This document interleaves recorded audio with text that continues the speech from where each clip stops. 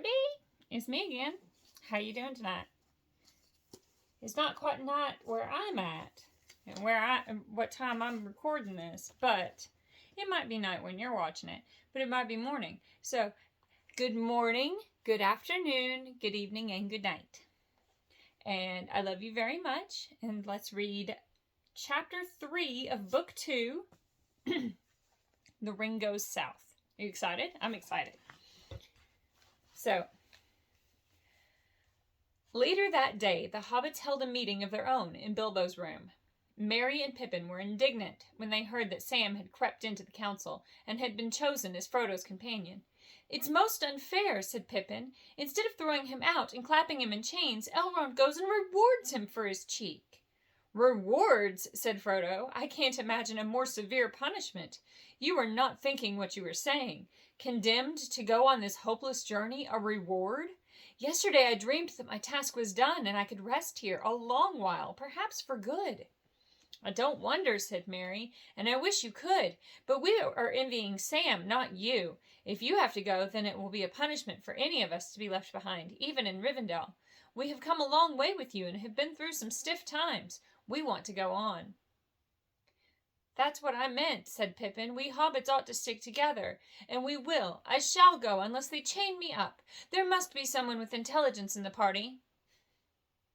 "Then you certainly will not be chosen, Peregrine Took," said Gandalf, looking in through the window, which was near the ground. "But you are all worrying yourselves unnecessarily. Nothing is decided yet."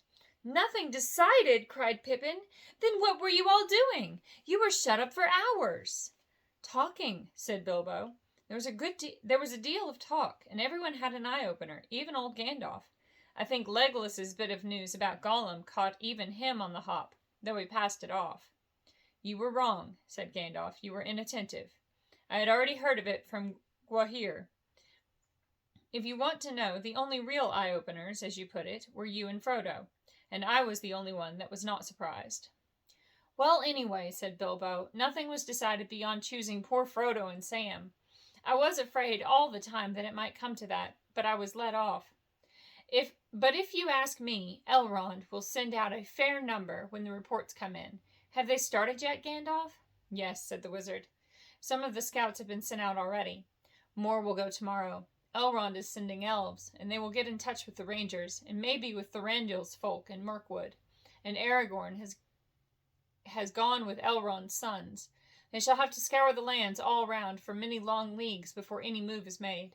So cheer up, Frodo. You will probably make quite a long stay here." "Ah," said Sam gloomily. "We'll just wait long enough for winter to come." "That can't be helped," said Bilbo.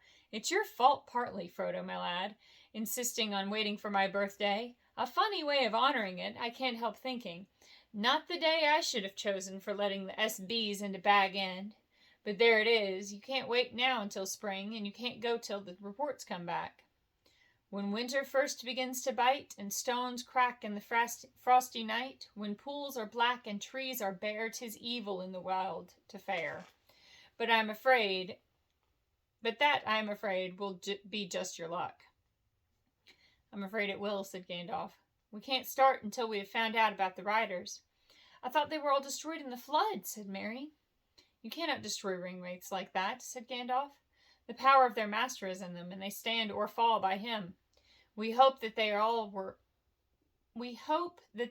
all unhorsed and unmasked, and so made for a while less dangerous.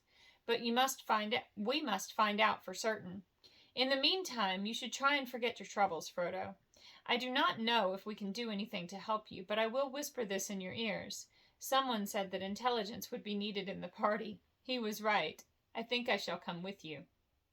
So great was Frodo's delight at this announcement that Gandalf left the window-sill where he had been sitting and took off his hat and bowed. "I only said I think I shall come. Do not count on anything yet. In this matter, Elrond will have much to say, and your friend the Strider, which reminds me, I want to see Elrond. I must be off." "How long do you think I shall have here?" said Frodo to Bilbo when Gandalf was gone. "Oh, I don't know. I can't count days in Rivendell," said Bilbo. "But quite long, I should think. We can have many a good talk. What about helping me with my book, and making a start on the next? Have you thought of an ending? Yes, several, and all are dark and unpleasant, said Frodo. Oh, that won't do, said Bilbo. Books ought to have good endings. How would this do? And they all settled down and lived together happily ever after. It will do well, if it ever comes to that, said Frodo. Ah, said Sam, and where will they live? That's what I often wonder. For a while the hobbits continued to talk and think of the past journey and of the perils that lay ahead, but such was the virtue of the land of Rivendell that soon all fear and anxiety were lifted from their minds. The future, good or ill, was not forgotten, but ceased to have any power over the present. Health and hope grew strong in them, and they were content with each good day as it came, taking pleasure in every meal and in every word and song. So the days slipped away, as each morning dawned bright and fair, and each evening followed clear and cool. The evening was waning fast. Slowly the golden light faded to pale silver, and the lingering leaves fell from the naked trees. A wind began to blow chill from the misty mountains to the east. The hunter's moon waxed round in the night sky and put to flight all the lesser stars, but low in the south one star shone red. Every night, as the moon waned again, it shone brighter and brighter. Frodo could see it from his window, deep in the heavens, burning like a watchful eye that glared above the trees on the brink of the valley.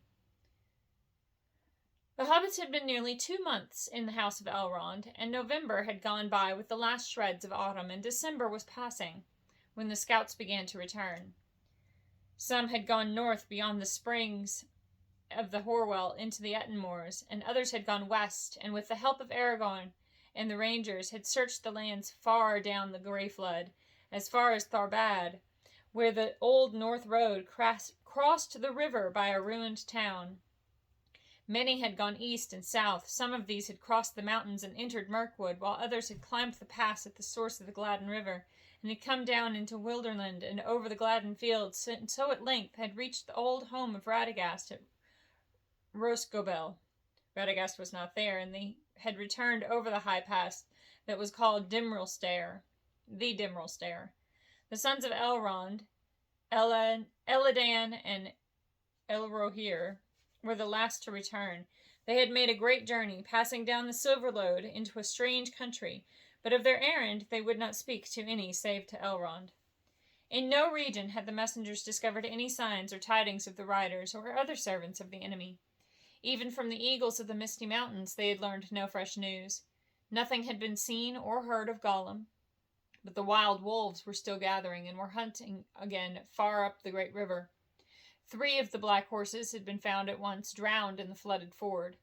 On the rocks of the rapids below it, searchers discovered the bodies of 5 more, and also a long black cloak, slashed and tattered. Of the black riders, no other trace was to be seen, and nowhere was their presence to be felt. It seemed that they had vanished from the north. 8 out of the 9 are accounted for, at least, said Gandalf. It is rash to be too sure, yet I think that we may hope now that the ringwraiths were scattered, and have been obliged to return as best they could to their master in Mordor, empty and shapeless. If that is so, it will be some time before they can begin the hunt again. Of course the enemy has other servants, but they will have to journey all the way to the borders of Rivendell before they can pick up our trail, and if we are careful, that will be hard to find. But we must delay no longer. Elrond summoned the hobbits to him. He looked gravely at Frodo. The time has come, he said. If the ring is to set out, it must go soon. But those who go with it must not count on their errand being aided by war or force. They must pass into the domain of the enemy far from aid. Do you still hold to your word, Frodo, that you will be the ring-bearer? I do, said Frodo. I will go with Sam. Then I cannot help you much, not even with counsel, said Elrond. I can foresee very little of your road, and how your task is to be achieved, I do not know. The shadow has crept now to the feet of the mountains, and draws nigh even to the borders of the Grey Flood, and under the shadow all is dark to me. You will meet many foes, some open and some disguised, and you may find friends upon your way when you least look for it. I will send out messages, such as I can contrive, to those whom I know in the wide world, but so perilous are the lands now become that some may well miscarry, or come no quicker than you yourself. And I will choose you companions to go with you, as far as they will, or fortune allows. The number must be few, since your hope is in speed and secrecy. Had I a host of elves in armor of the elder days, it would avail little, save to arouse the power of Mordor. The company of the ring shall be 9, and the 9 walkers shall be set against the 9 riders that are evil. With you and your faithful servant, Gandalf will go, for this shall be his great task, and may be the end of his labors. For the rest, they shall represent the other free peoples of the world, elves, dwarves, and men. Legolas shall be for the elves, and Gimli son of Gloin for the dwarves. They are willing to go, at least to the passes of the mountains, and maybe beyond. For men you shall have Aragorn, son of Arathorn, for the ring of Isildur concerns him closely. Strider! Cried Frodo. Yes, he said with a smile. I ask leave once again to be your companion, Frodo. I would have begged you to come, said Frodo, only I thought you were going to Minas Tirith with Boromir. I am, said Aragorn, and the sword that was broken shall be reforged ere I set out to war. But your road and our road lie together for many hundreds of miles. Therefore Boromir will also be in the company. He is a valiant man.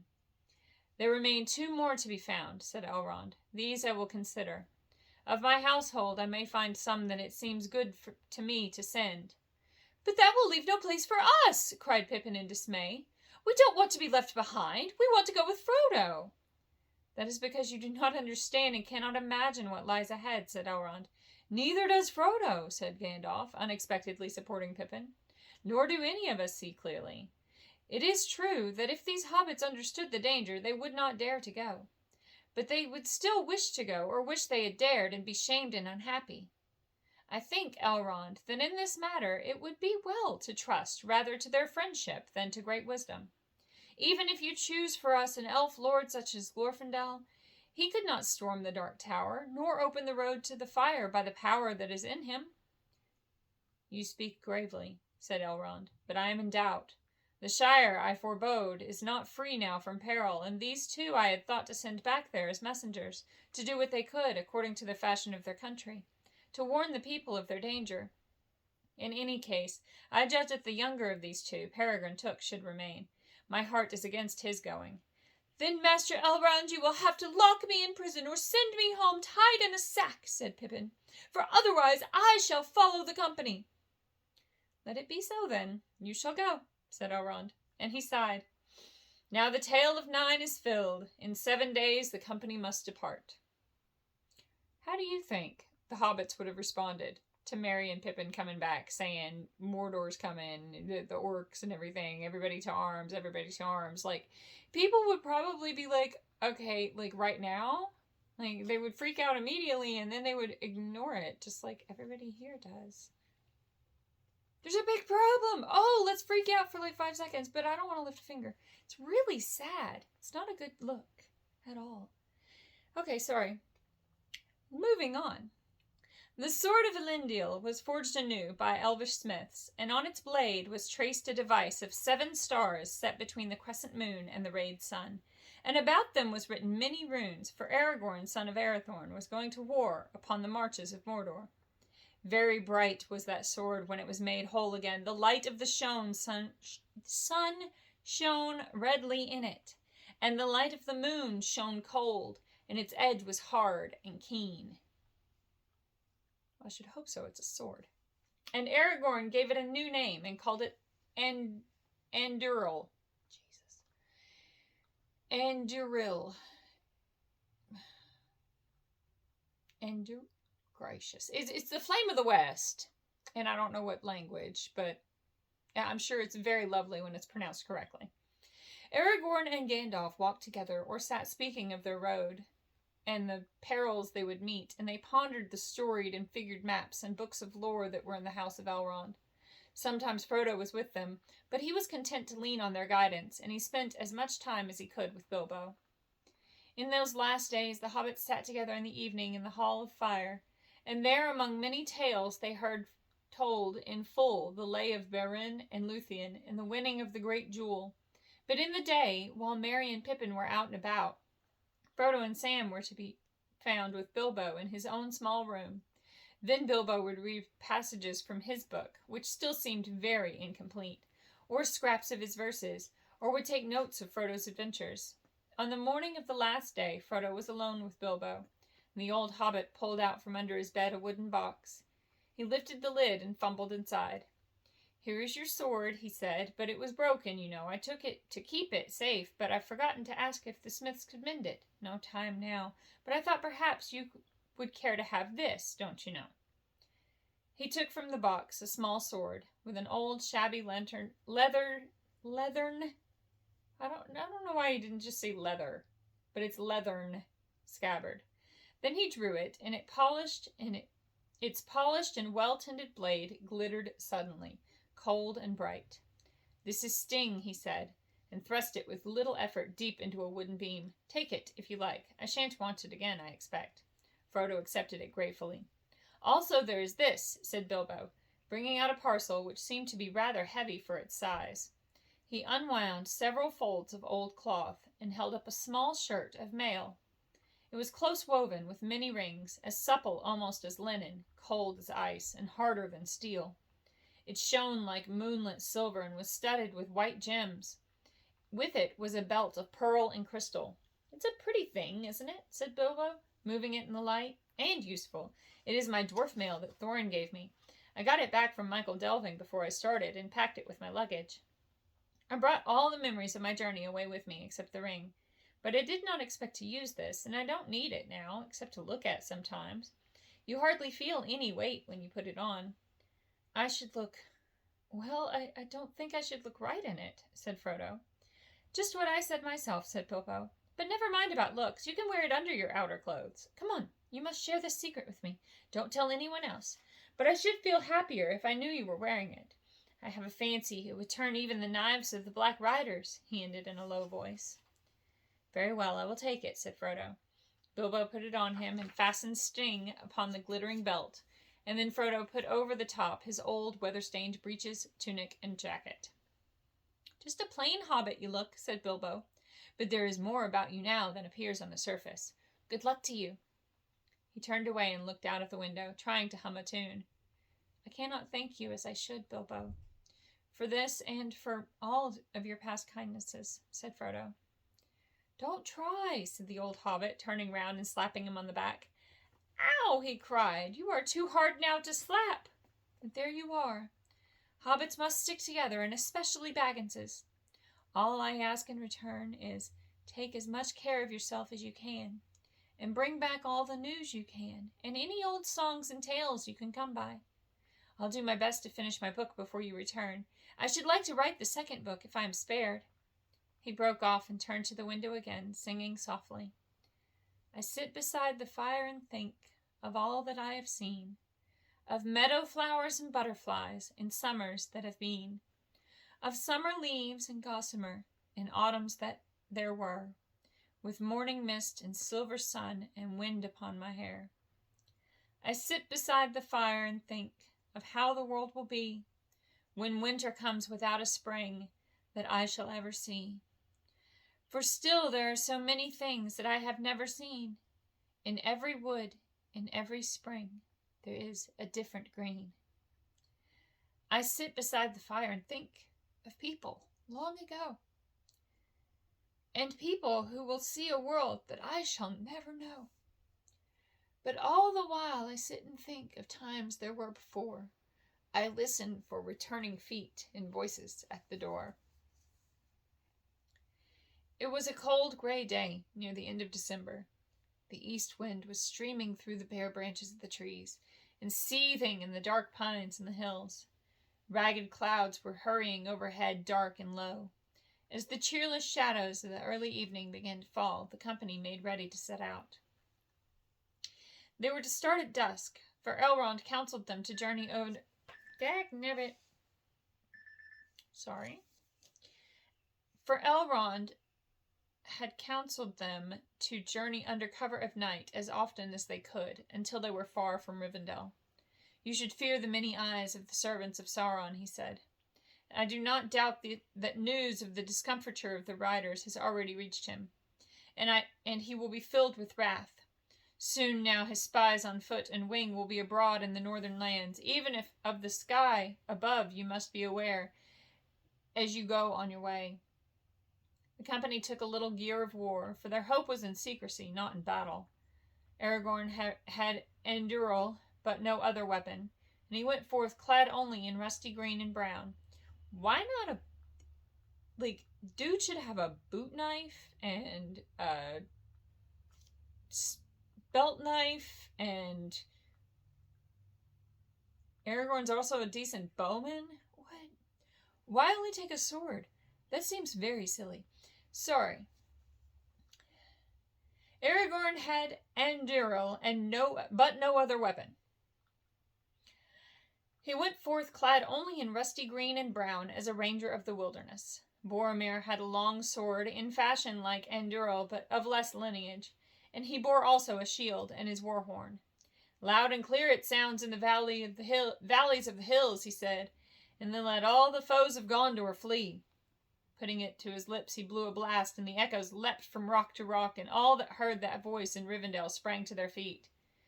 Slow should you be to wind that horn again, Boromir, said Elrond, until you stand once more on the borders of your land, and dire need is on you. Maybe, said Boromir, but always I have let my horn cry at setting forth. And though thereafter we may walk in the shadows, I will not go forth as a thief in the night. Gimli the dwarf alone wore openly a short shirt of steel rings, for dwarves make light of burdens, and in his belt was a broad-bladed axe. Legolas had a bow and a quiver, and at his belt a long white knife. The younger hobbits wore the swords that they had taken from the barrow, but Frodo took only Sting, and his mail coat, as Bilbo wished, remaining hidden. Gandalf bore his staff, but girt at his side was the elven sword Glamdring, the mate of Orcrist that lay now upon the breast of Thorin under the lonely mountain. All were well furnished by Elrond with thick warm clothes, and they had jackets and cloaks lined with fur. Spare food and clothes and blankets and other needs were laden on a pony, none other than the poor beast that they had brought from Bree. Still alive. That's awesome. They need to give that horse a name. The stay in Rivendell had worked a great wonder of change on him. He was glossy and seemed to have the vigor of youth. It was Sam who had insisted on choosing him, declaring that Bill, he has a name, Bill, as he called him, would pine if he did not come. That animal can nearly talk, he said, and would talk if he stayed here much longer. He gave me a look as plain as Mr. Pippin could speak it. If you don't let me go with you, Sam, I'll follow on my own. So Bill was going as the beast of burden, yet he was the only member of the company that did not seem depressed. Their farewells had been said in the great hall by the fire, and they were only waiting now for Gandalf, who had not yet come out of the house. A gleam of firelight came from the open doors, and soft lights were glowing in many windows. Bilbo, huddled in a cloak, stood silent on the doorstep beside Frodo. Aragorn sat with his head bowed to his knees. Only Elrond knew fully what this hour meant to him. The others could be seen as gray shapes in the distance. Sam was standing by the pony, sucking his teeth and staring moodily into the gloom, where the river roared stonily below. His desire for adventure was at its lowest ebb. "Bill, my lad," he said, "you oughtn't to have took up with us. You could have stayed here and ate the best hay till the new grass comes." Bill swished his tail and said nothing. Sam eased the pack on his shoulders and went over anxiously in his mind all the things that he had been stowed in it, wondering if he had forgotten anything, his chief treasure, his cooking gear, and the little box of salt that he always carried and refilled when he could. A good supply of pipeweed, but not near enough, I'll warrant. Flint and tinder, woolen hose, linen, what did I say? Woolen hose, linen. I think I said it weird. It sounded to my ear like I said it weird, but I can't remember what shape my mouth was in. Sorry about that. Various small belongings of his master's that Frodo had forgotten, and Sam had stowed to bring them out in triumph when they were called for. He went through them all. "Rope!" he muttered. "No rope! And only last night you said to yourself, 'Sam, what about a bit of rope? You'll want it if you haven't got it.' Well, I'll want it. I can't get it now." At that moment Elrond came out with Gandalf, and he called the company to him. "This is my last word," he said in a low voice. "The ring-bearer is setting out on the quest of Mount Doom. On him alone is any charge laid, neither to cast away the ring, nor to deliver it to any servant of the enemy, nor indeed to let any handle it, save members of the company and the council, and only them in gravest need. The others go with him as free companions, to help him on his way. You may tarry or come back or turn aside into other paths as chance allows. The further you go, the less easy will it be to withdraw. Yet no oath or bond is laid on you to go further than you will. For you do not yet know the strength of your hearts, and you cannot foresee what each may meet upon the road." "Faithless is he that says farewell when the road darkens," said Gimli. I love Gimli. "May be," said Elrond, "but let him not vow to walk in the dark who has not seen the nightfall." "Yet sworn word may strengthen quaking heart," said Gimli. "Or break it," said Elrond. "Look not too far ahead, but go now with good hearts. Farewell, and may the blessings of elves and men and all free folk go with you.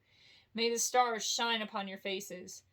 Good luck," cried Bilbo, stuttering with the cold. "I don't suppose you will be able to keep a diary, Frodo, my lad, but I shall expect a full account when you get back, and don't be too long. Farewell." Many others of Elrond's household stood in the shadows and watched them go, bidding them farewell with soft voices. There was no laughter, and no song or music. At last they turned away and faded silently into the dusk. They crossed the bridge and wound slowly up the long, steep paths that led out of the cloven vale of Rivendell, and they came at length to the high moor where the wind hissed through the heather. Then, with one glance at the last homely house twinkling below them, they strode away far into the night. At the ford of Brunnen they left the road, and turning southwards went on by narrow paths among the folded lands. Their purpose was to hold this course west of the mountains for many miles and days. The country was much rougher and more barren than in the green vale of the great river in Wilderland, and on the other side of the range, and their going would be slow. But they hoped in this way to escape the notice of unfriendly eyes. The spies of Sauron had hitherto seldom been seen in this empty country, and the paths were little known except to the people of Rivendell. Gandalf walked in front, and with him went Aragorn, who knew this land even in the dark. The others were in file behind, and Legolas, whose eyes were keen as the rear guard. The first part of their journey was hard and dreary, and Frodo remembered little of it save the wind. For many sunless days an icy blast came from the mountains in the east, and no garment seemed able to keep out its searching fingers. Ooh, I hate those days like that. Though the company was well clad, they seldom felt warm, either moving or at rest. They slept uneasily during the middle of the day, in some hollow of the land, or hidden under the tangled thorn bushes that grew in thickets in many places. In the late afternoon they were roused by the watch, and took their chief meal, cold and cheerless as a rule, for they could seldom risk the lighting of a fire. In the evening they went on again, always as nearly southward as they could find a way. At first it seemed to the hobbits that although they walked and stumbled until they were weary, they were creeping forward like snails and getting nowhere. Each day the land looked much the same as it had the day before. Yet steadily the mountains were drawing nearer. South of Rivendell they rose ever higher, and bent westwards, and about the feet of the main range there was tumbled an even wider land of bleak hills and deep valleys filled with turbulent waters. Paths were few and winding, and led them often only to the edge of some sheer fall, or down into treacherous swamps. They had been a fortnight on the way when the weather changed. The wind suddenly fell, and then veered right around to the south. Their swift-flowing clouds lifted and melted away, and the sun came out pale and bright. There came a cold, clear dawn at the end of a long, stumbling night march. The travelers reached a low ridge crowned with ancient holly trees, whose gray-green trunks seemed to have been built out of the very stone of the hills. Their dark leaves shone, and their berries glowed red in the light of the rising sun. Away in the south, Frodo could see the dim shapes of lofty mountains that seemed now to stand across the path that the company was taking. At the left of this high range rose 3 peaks. The tallest and nearest stood up like a tooth tipped with snow. Its great, bare northern precipice was still largely in the shadow, but where the sunlight slanted upon it, it glowed red. Gandalf stood at Frodo's side and looked out under his head. "We have done well," he said. Doing this number. "We have done well," he said. "We have reached the borders of the country that men call Holen. Many elves lived here in happier days, when Aragon was his name. Eregion. Eregion? I don't know. I thought there was an elf named that. Wasn't Eregion a... I don't know. And it's the Eregion. We'll look it up later. 45 leagues as the crow flies we have come, though many long miles further our feet have walked. The land and the weather will be milder now, but perhaps all the more dangerous." "Dangerous or not, a real sunrise is mighty welcome," said Frodo, throwing back his hood and letting the morning light fall on his face. "But the mountains are ahead of us," said Pippin. "We must have turned eastwards in the night." "No," said Gandalf, "but you see further ahead in the clear light. Beyond those peaks the range bends round southwest. There are many maps in Elrond's house, but I suppose you never thought to look at them?" "Yes, I did sometimes," said Pippin, "but I don't remember them. Frodo has a better head for that sort of thing." "I need no map," said Gimli, who had come up with Legolas and was gazing out before him with a strange light in his deep eyes. "There is a land where our fathers worked of old, and we have wrought the image of those mountains into many works of metal and of stone, and into many songs and tales. They stand tall in our dreams. Baraz, Zurak, Shathur. Sorry. Okay, so there's 3 mountains and their names are Baraz, Zurak, and Shathur. How unfortunate for that 3rd mountain. Anyway, only once before have I seen them from afar in waking life, but I know them and their names, for under them lies Khazad-dûm, the Dwarrodelf, and that is now called the Black Pit, Moria in the Elvish tongue. Yonder stands Barazinbar, the Red Horn, cruel Caradhras, and beyond him are Silvertine and Cloudyhead, Celebdil the White, and Thurildol the Grey. Gracious. That we call Zirak, Zigil, and Bundashathur. Sorry. Bundashathur. Gracious. We're just gonna move on. Let's move on. That was painful. Please don't eat my pants, cat. Sorry. Cat was trying to eat my sweatpants. There the misty mountains divide, and between their arms lies the deep shadowed valley, which we cannot forget. Azanul Bizarre, the Dimral Dale, which the elves call Nandurhirion. I really hope that Tolkien is looking down on me right now and laughing his head off.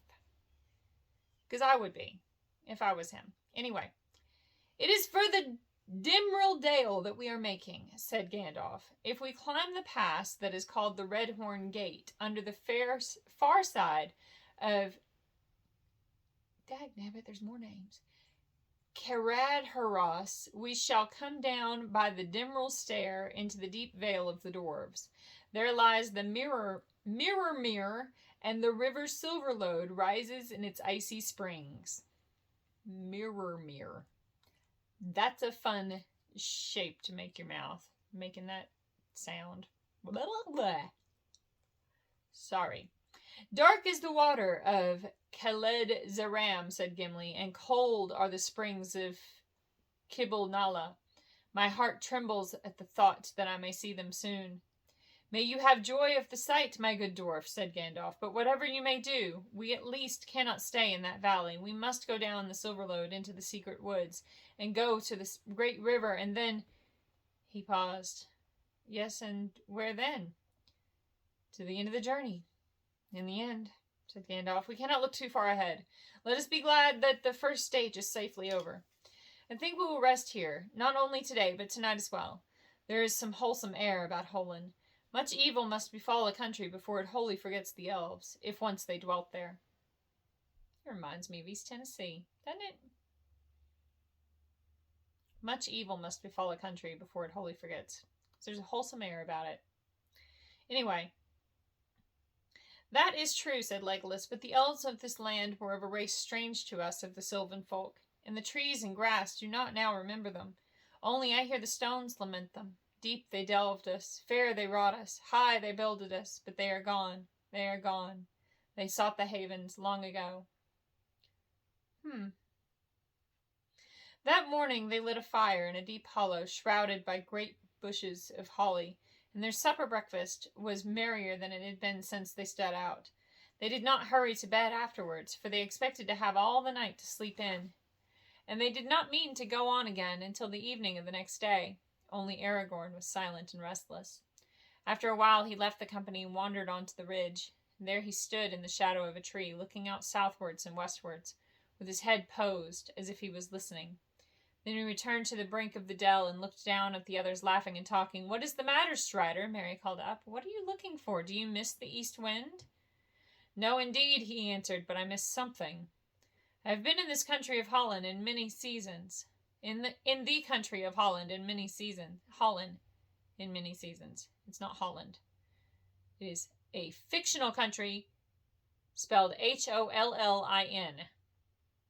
Holland. My mouth is wanting to say Holland. No folk dwell here now, but many other creatures live here at all times, especially birds. Yet now all things but you are silent. I can feel it. There is no sound for miles about us, and your voices seem to make the ground echo. I do not understand it."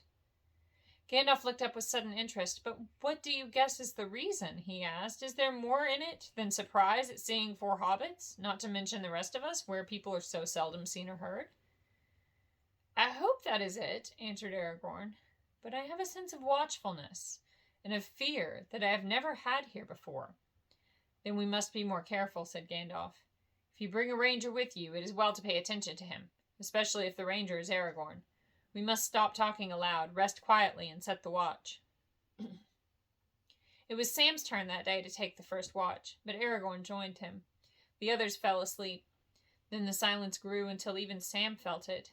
The breathing of the sleepers could be plainly heard. The swish of the pony's tail and the occasional movements of his feet became loud noises. Sam could hear his own joints creaking if he stirred. Dead silence was around him, and over all hung a clear blue sky as the sun rode up from the east. Away in the south a dark patch appeared, and grew and drove north like flying smoke in the wind. "What's that, Strider? It doesn't look like a cloud," said Sam in a whisper to Aragorn. He made no answer. He was gazing intently at the sky, but before long Sam could see for himself what was approaching. Flocks of birds, flying at great speed, were wheeling and circling and traversing all the land as if they were searching for something, and they were steadily drawing nearer. "Lie flat and still," hissed Aragorn, pulling Sam down into the shade of a holly bush, for a whole regiment of birds had broken away suddenly from the main host and came, flying low, straight towards the ridge. Sam thought they were a kind of crow of large size. As they passed overhead in so dense a throng that their shadow followed them darkly over the ground below, one harsh croak was heard. Not until they had dwindled into the distance, north and west, and the sky was again clear, would Aragorn rise. Then he sprang up and went and wakened Gandalf. Regiments of black crows are flying all over the land between the mountains and the Grey Flood," he said, "and they have passed over Holland. They are not natives here. They are Seabrain out of Fangold and Dunland. I do not know what they are about. Possibly there is some trouble away south from which they are fleeing, but I think they are spying out the land. I have also glimpsed many hawks flying high up in the sky. I think we ought to move again this evening. Holland is no longer wholesome for us. It is being watched." "And in that case, so is the Red Gate," said Gandalf. "And how we can get over that without being seen, I cannot imagine. But we will think of that when we must. As for moving as soon as it is dark, I am afraid that you are right." Luckily our fire made little smoke, and had burned low before the Crebain. It's Crebain, so we're going to go with Crebain if we use it again. "It must be put out and not lit again. Well, if that isn't a plague and a nuisance, said Pippin. The news, no fire, and a move again by night had been broken to him, and as soon as he woke in the late afternoon. All because of a pack of crows? I looked forward to a real good meal tonight. Something hot. Well, you can go on looking forward, said Gandalf. There may be many unexpected feasts ahead for you. For myself, I should like a pipe to smoke in comfort and warmer feet. However, we are certain of one thing, at any rate. It will get warmer as we get south. Too warm, I shouldn't wonder, muttered Sam to Frodo. But I'm beginning to think it's time we got a sight of that fiery mountain and saw the end of the road, so to speak. I thought at first that this here Redhorn, or whatever its name is, might be it till Gimli spoke his piece. Fair jaw-cracker dwarf language must be. The maps conveyed nothing to Sam's mind, and all distances in these strange lands seemed so vast that he was quite out of his reckoning. All that day the company remained in hiding. The dark birds passed over now and again, but as the westering sun grew red, they disappeared southwards. At dusk the company set out, and turning now half east, they steered their course towards Caradhras, which far away still glowed faintly red in the last light of the vanished sun. One by one white stars sprang forth as the sky faded. Guided by Aragorn, they struck a good path. It looked to Frodo like the remains of an ancient road that had once been broad and well planned, from Holland to the mountain pass. The moon, now at the full, rose over the mountains and cast a pale light in which the shadows of stones were black. Many of them looked to have been worked by hands, though now they lay tumbled and ruinous in a bleak, barren land. It was the cold, chill hour before the first stir of dawn, and the moon was low. Frodo looked up at the sky. Suddenly he saw or felt a shadow pass over the high stars. As if for a moment they faded, then flashed out again. He shivered. "Did you see anything pass over?" he whispered to Gandalf, who was just ahead. "No, but I felt it, whatever it was," he answered. "It may be nothing, only a wisp of thin cloud." "It was moving fast then," muttered Aragorn, "and not with the wind." Nothing further happened that night.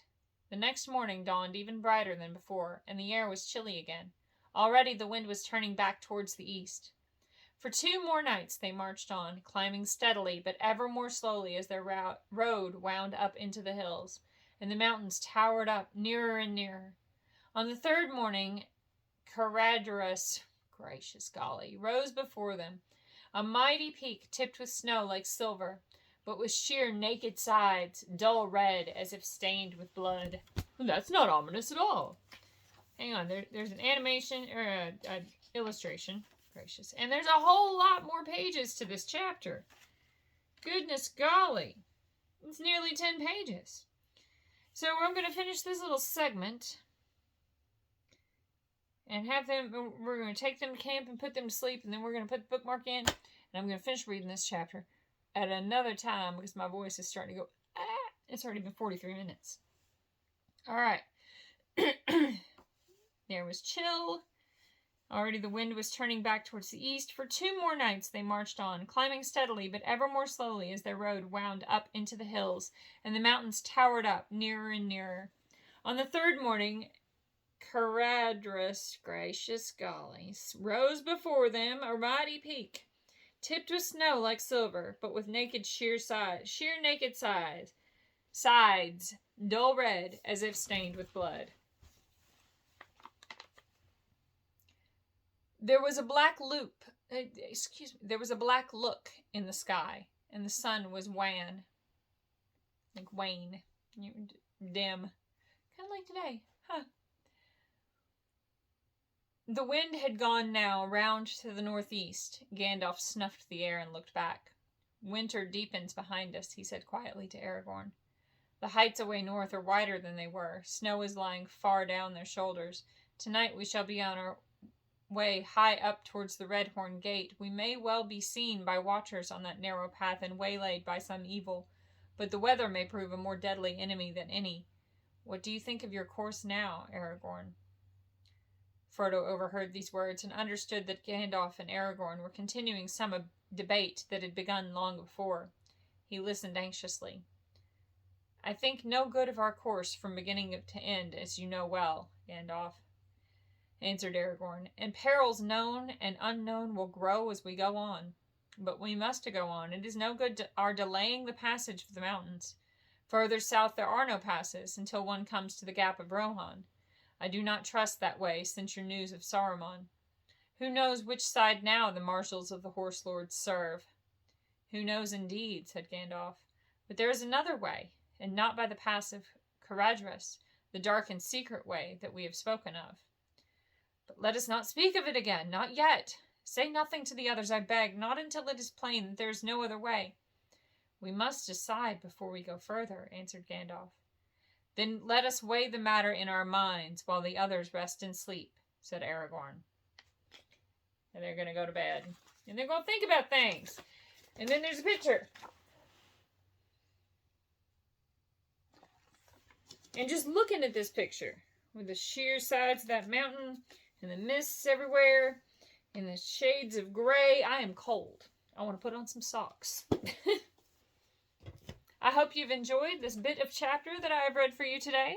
I love you. I miss you. I hope you remember every day, every minute, just how awesome you are.